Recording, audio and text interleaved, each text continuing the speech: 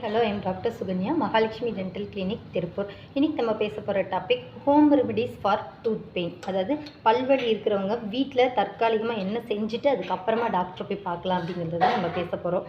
First of all நம்ம என்ன பண்ணணும் அப்படின்னா, வெதுவெதுப்பான தண்ணீரில் கல்லுப்பு போட்டுட்டு ஒரு 1 கிளாஸ் ஆஃப் வாட்டரில் வந்துட்டு ஒரு 1/2 ஸ்பூன் கல்லுப்பு போட்டு வாய் கொப்பளிச்சுட்டு ஒரு 30 செகண்ட்ஸ் கார்கிள் பண்ணிவிட்டு அதுக்கப்புறம் துப்பிடலாம்.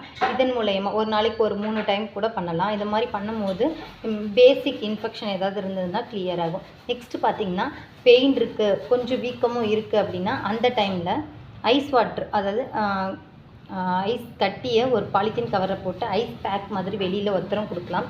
அந்த மாதிரி ஒரு 10 to 15 செகண்ட்ஸ் ஒத்தரம் கொடுத்துட்டு எடுக்கும் போது பெயின் கொஞ்சம் குறையும், ஸ்வெல்லிங் அதாவது வீக்கம் இருந்தாலும் கொஞ்சம் குறையும்.